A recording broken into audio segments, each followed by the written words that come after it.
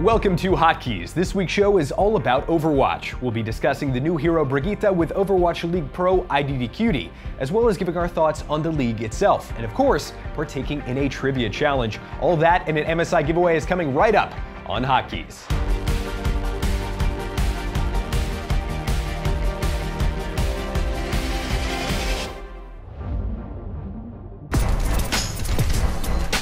IDDQD is a successful Twitch streamer who has realized his aspirations of playing Overwatch at a professional level. He's widely regarded as one of the best McCree players in the world and is a major player in the European Overwatch esports scene. IDDQD has played on Team Rogue, Nubris, Fnatic, and even the Swedish national team, which placed third in the 2016 Overwatch World Cup. QD is now on the roster of the SF Shock, an official organization in the Overwatch League.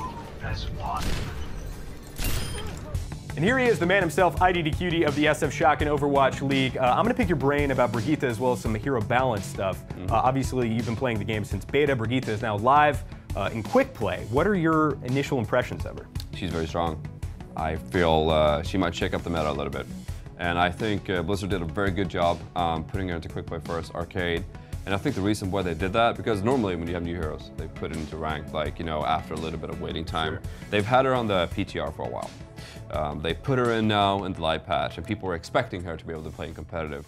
They put her into quick play and arcade, and I think one of the reasons to that is they want to monitor the numbers. They want to make sure that it's not over the top, and I found some interesting stuff. Like FPL, after probably spent like 4 or 5 hours. It's not enough sample size, mind you, but just playing a couple hours, like 5 or 6 hours, was good enough to get like a feel for her. And then I decided to just put her kit to the test, and I ended up like winning like 4 or 5 in a row. I feel like she's incredibly strong, and I feel it was a strategic move by Blizzard to put her into quick play to be able to watch the numbers. I think they're going to tweak her. I think they're going to reduce the numbers a little bit. So for the folks who've not had a chance to jump on the live servers, let's go through her kit and just kind of talk about the core synergies. Yes. I think the biggest one is Rocket Flail, and then her passive, which is Inspire, which gives healing to everybody around her, and this is kind of what enables her to be kind of that like battle medic. Yeah. Do you think this fits well into the current meta, essentially? So it's quite obvious that Blizzard is kind of trying to kill dive meta a little bit.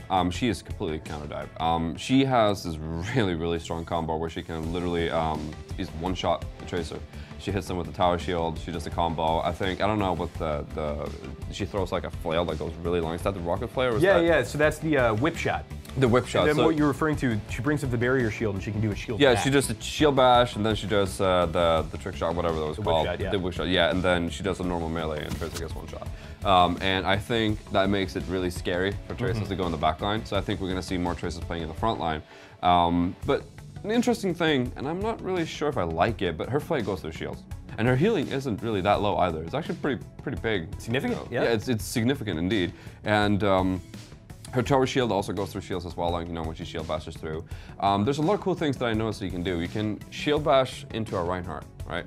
And he gets stunned for a second. And in that moment, like with the momentum, when you shield bash them, you can do the whip shot, and you can arc it forward, like upwards a little bit, and he flies up in the air. So wow. So you can like set up like Rhine Shatters, you can do like a lot of different combos. So I think we're just gonna see her for the capabilities so she can aid other heroes to do their job better as well.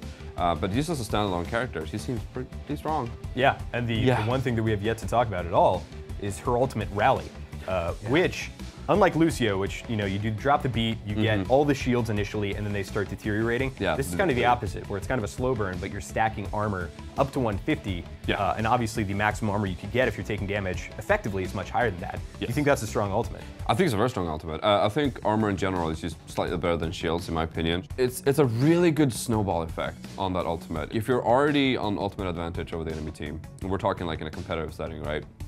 And you already have like ultimate advantage. Like you can literally pop this ultimate whenever you want to. It doesn't even have to be a fight. And it's kind of scary seeing what she can do. I think she gives, is it 25 or 50 armor on her E when you can like give to teammates? The armor pack is granting 150 health if you're injured, or 75 armor if you're full HP. Okay, it doesn't stack, right? It does not stack. So it gives 75 shields if you give it to a hero. So let's say you have Doomfist, 250 HP, and then you give him 75 more. So essentially, close. And that's armor HP, which is... How scary is that? I guess my concern is that she will enable or re-enable kind of the tank stacking meta. Inspire is very geared towards having a bunch of allies near you. Yes. Like you were saying, she has 600 HP on her shield, so I think she benefits from things like Diva's defense matrix, and so you kind of go back to this like Season 2 play style of everybody's just bam, they're all together. But I think we have yet to see. You didn't get to play her all that much, neither did I, and I'm really interested to see when she does come to ranked, if she has a place there, and if she does, what that will be. You've been playing since beta. Do you feel as though all the balance changes they've been doing have been really bringing Overwatch to an idealistically balanced place, or do you feel that they're just rotating out who is in kind of like the upper echelon of viability? I mean, that's the $1,000,000 question, isn't it? I feel like, I mean, how many heroes do we have now? 27? Yeah, I think so. Like, it's extremely hard to balance. Like, every time you bring out a new hero, you have to think about how is this gonna affect the other 26 heroes in the game? Like when the 28th hero come out. I mean, I can't even begin to imagine all the testing that they do internally to just be like, okay, well these abilities work. It might work with the 25 heroes, but with 26 it might not. So they have to adjust like an ability or whatever, and maybe that changes the whole hero from what they wanted to do. When you nerf and fix a hero, there's always gonna be this other hero that people want to change, and this is constant laddering. You have, you know, Masters, Grandmasters, top 500 pros saying Bastion is weak, what are we going to do about it? Symmetra is boring, how are we going to fix her?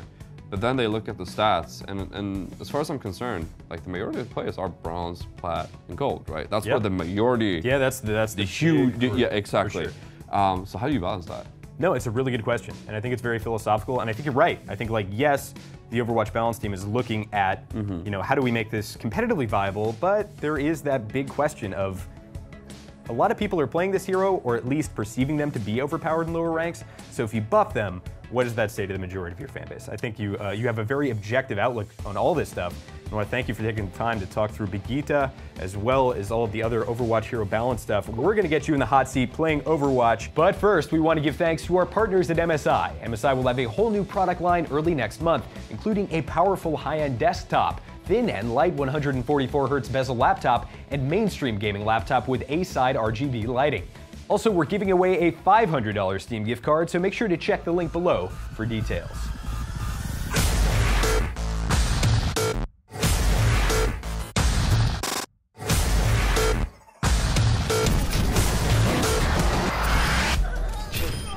All right, IDDQD, you are in the hot seat. You're gonna be playing some Overwatch, taking us through some tips, but this is not your home setup, and I'm gonna be grilling you with what I think is the hardest trivia that I've ever come up with for this show.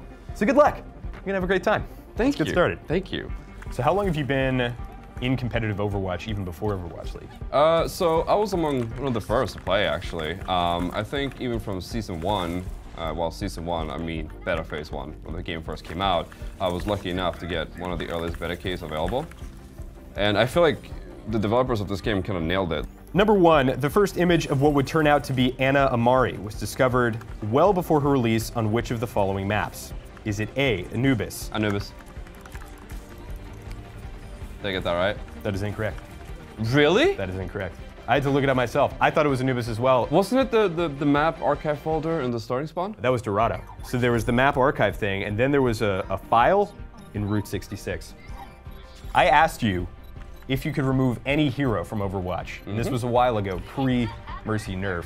Yep. Who would it be? And you said Mercy because Resurrection is just not fun. Do you still feel that way? No, I think they actually did a good job balancing her. I feel like now, like before, I think a lot of pro players alike, they get really frustrated at the fact that she was like kind of like a must pick. I think when in any game, if you have like a must pick hero, you get kind of frustrated, you know, because like not only is the hero not that fun to play, it's just she's made the game kind of boring, if that makes sense. Like you kill a hero, you have like a really hard hero such as like Widowmaker, for example, that comes down to how good is your aim. You get that headshot from across the map, you feel rewarded, right? Then you have Mercy, he just instantly rests that target, and you kind of be like, why am I playing Widowmaker? Yeah, exactly. Number 2, excluding armor and shields, which hero has the most HP by default?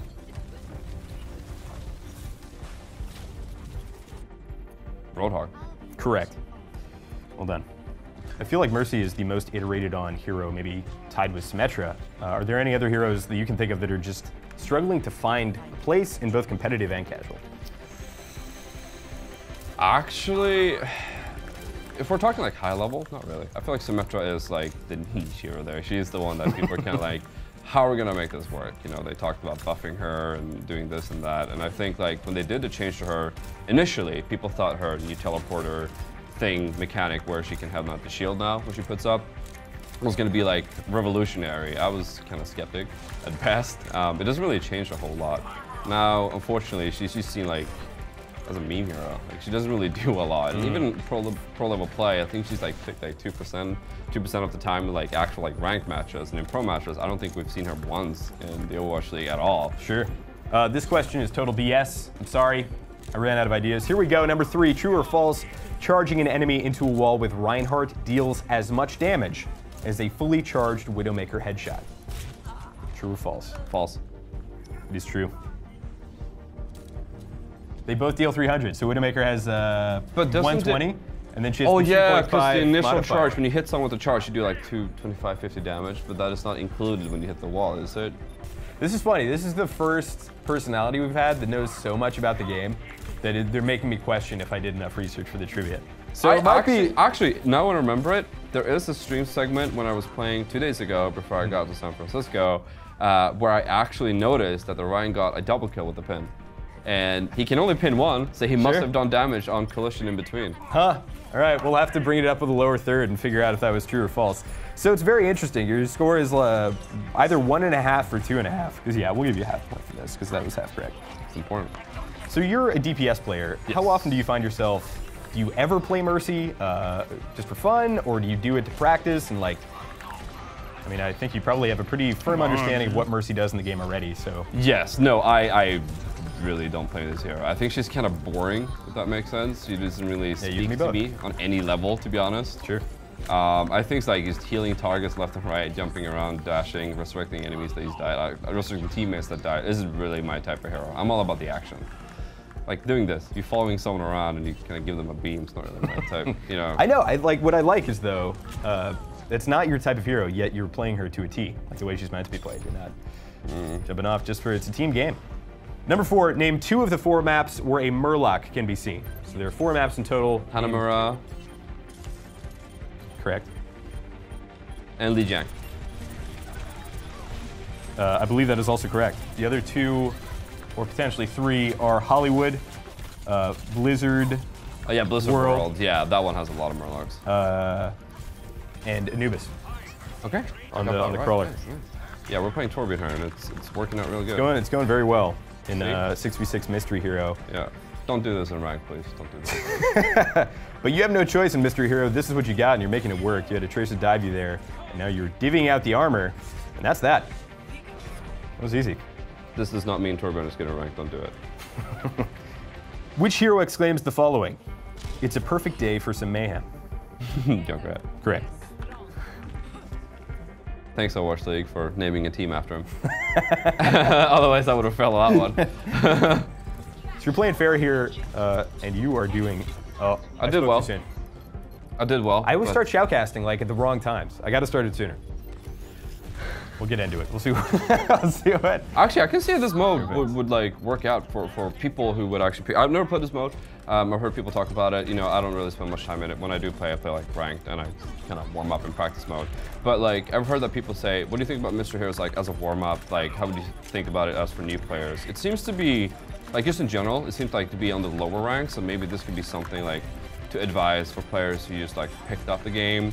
Because like every time you die, you get a new hero. So you kind of like continue playing it, you get like an early feel for all the heroes work. It kind of forces you to play heroes that you maybe not usually would want to. I like Mystery Hero a lot. It reminds me a lot of Counter-Strike's gun game, or even like a Magic the Gathering limited draft. Basically, like you're able to take your skill that you've accrued in a more constructed format and bring it into this kind of wild, ridiculous, not too serious context. Yeah, yeah, no, for sure. So I think they nailed it with this one, so that's good. Oh, Winston, look at that. You got some Winston, you got the SF Shock Skin going. Of course. Gonna make some plays happening. Yeah. Name the only 2 heroes which possess a secondary weapon. So that means you have to hit 2 to switch to it. Oh, Mercy Anna. Mercy and who? Mercy and Anna, because Anna has a sleep dart. She brings out like a small pistol, right? She does, she does. But that's not what you were looking at, right? No. So a secondary weapon, you have to physically switch to it. Okay, oh, so ultimate wouldn't count? Ultimate does not count. It doesn't abilities count. do not count. You have to physically press 2. So let me clarify the weapon. Mercy is correct. She brings out her pistol, right? But you have to hit 2 for that. What is the other hero that you have to physically press 2 to access a secondary weapon? This is a stumper. I'm telling you, I went all out with this trivia. What is this? So Mercy is. Okay, I'll give you a little bit of a hint. It's less of a weapon and more of a tool. Torbjorn. That is. See, correct. I was thinking weapon, right? I was.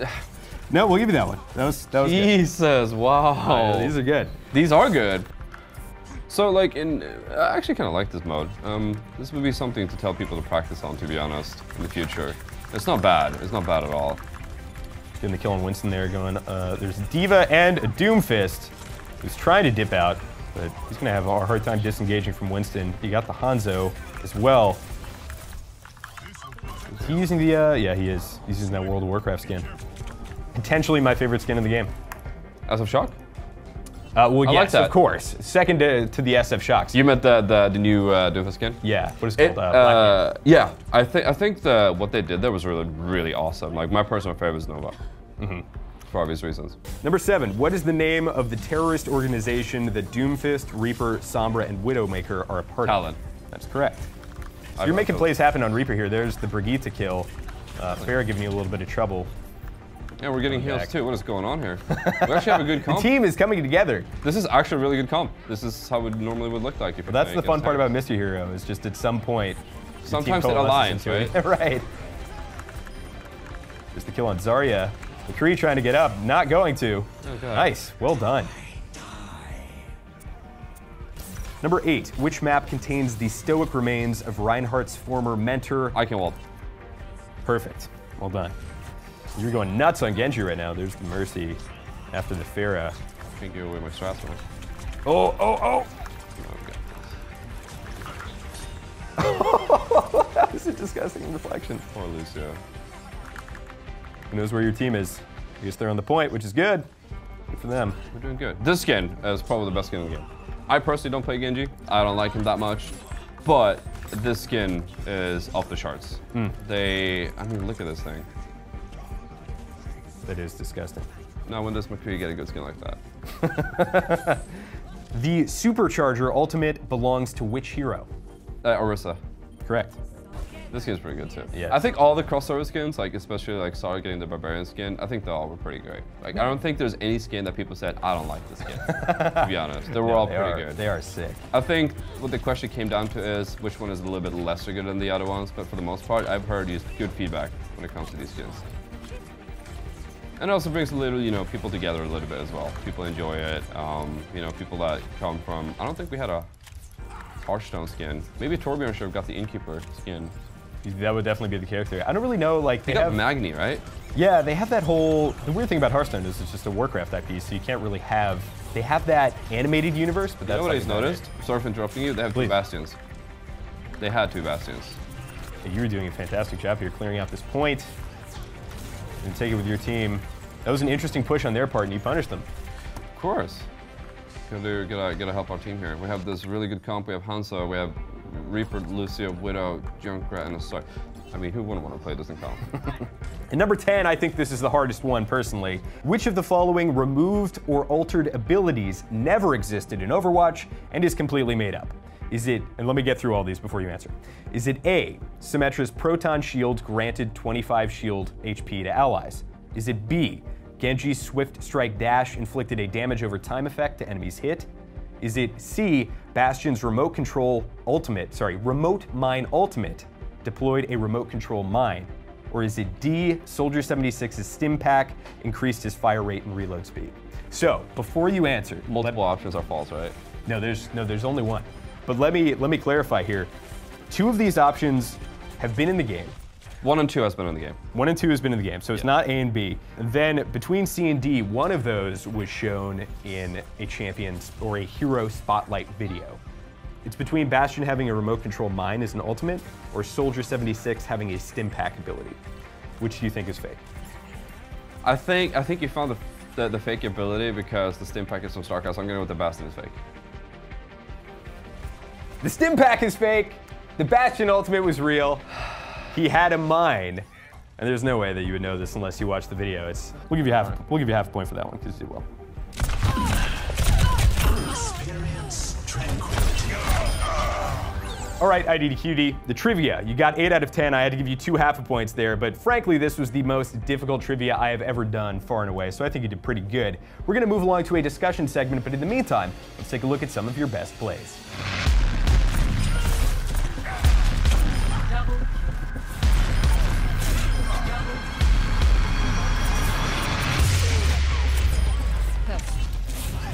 All right, joining us is Tom Marks, IGN's PC editor, and of course, IDDQD is still here. We are going to be talking about Overwatch League. So IDDQD, you're obviously part of Overwatch League. What is your perception of the league and your initial impressions? I think Blizzard did a really, really smart job trying to get the local states to be like a part of it. Like you have, a lot of fans for different personalities within the league, right?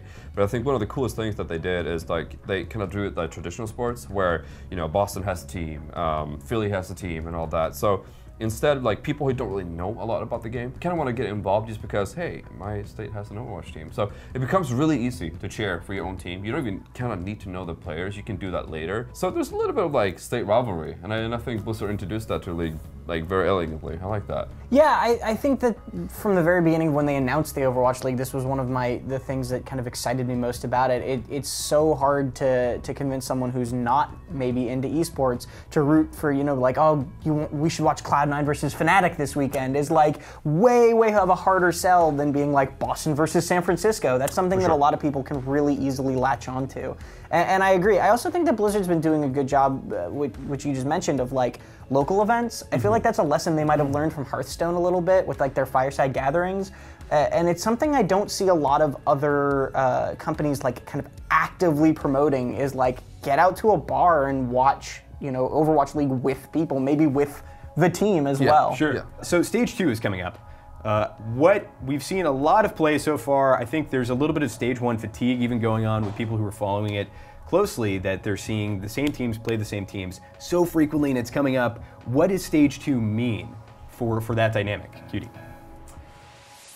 So I think I think you're correct with the fatigue. I think even if you go on social media, you can tell like players are like, whew, playing this real much is like really grinding our gears. And I think that's where like substitutions really come into play as well. I think a lot of people like look at it from the wrong angle as well. Like substitutions isn't only for like, oh, this player's underperforming, stuff is not working out, let's sub him in. I think it's for fatigue in general. I think, I'm not quite sure if it was Dallas Fuel or if it was Houston Outlaws, but either one of the teams had a spokesperson come out and be like, hey dude, these guys train like 6 to 7 days a week. They play Overwatch, they think Overwatch, they eat Overwatch, and they dream Overwatch. And it gets to the point where it's just like, if the results aren't there, like you get out of it. Yeah. So I feel like there has to be more like activities, like get the players out of the way, like get them out of the Overwatch for a moment, like have some off days, like they have to take care of their health as well. Yeah, I think one of the places that I've seen that that's the most apparent is like the introductory walking out on stage. Initially it was like, whoa, I'm on TV kind of thing, and then now it's like nobody cares. They're going crazy, they're having a really good time, and it's been really cool to see that. So IDDQD, let's imagine Nate Nanzer is standing right here at this table, and you have a chance to pitch him on what you think Season 2 should be, either player changes or viewability changes. How do you make it an even more concise viewing experience? I think the way you can like enhance it for the viewer side of things is like, introduce people, like get them involved. Like, I think other games do that really well. Like Valve, for example, with like Dota, you can watch the stream. Sorry, CSGO. You watch the stream on Twitch, you get drops, you get rewards and anything like that. Sometimes even exclusive stuff. That was mentioned, and that has yet to pan out, which I think is interesting from a viewer's perspective. Well, actually, interesting enough, they did include it. Well, they have the league coins, but they have like no. That's true. Exclusive. Yeah. Like, hey, I watched this. I imagine they'll do something as we get into the latter stages. I think so too. I think the initial response, like, cool, we got something. Sure. And then after a few weeks, they're like, kind of like, yeah, meh. Right. Some people said, I think one of the streams said, like, what is that system even for? Like, I watched all, like, I don't know, all 12 games or something that happened in the span of 4 days or whatever, and all I got was 2 coins. Yeah, I was like, yeah, I don't know. I maybe have a little bit of a different perspective on this, because I think that very much what Overwatch League is this year is a proof of concept for what Overwatch League is going to become, right? Like, I think a lot of what they're trying to do is say, hey, this could work, and next year when we have 24 teams, which they want to do, or however many they're going to have, right? That's the pie in the sky dream. Like, you're going to be able to space things out a little more because there's just going to be more people playing, so there's going to be more Overwatch League, but ideally that means that teams are playing less frequently. and there's going to be more to watch, but then again, you're honing in on the things that you want to watch, where it's like no NFL fan is like expected to watch every football game, right? Like they're going to watch the ones that they want to watch. And I think that's kind of what more Blizzard wants. And also, I think that's the same thing with the Twitch drops, right? This is a proof of concept of like, hey, this is a thing that we're going to grow, and this is what it's kind of going to look like, but we're not quite at that stage yet. I think Overwatch League Season 1 is really, really just them laying the groundwork for something, as crazy as it sounds, much more ambitious, like much bigger, to the point where the scale gets so big that it's not, like right now it's at the size where it's huge, but it's also small enough that you're trying to take it all in at once. And eventually it's going to get so big that you realize like, oh, I'm not supposed to take it all in at once. So regardless of the improvements that I think that we may want to see to Season 2, I think that we can also all agree that Overwatch League is doing a lot to push the envelope for esports, things like city-based teams, things like minimum player salaries.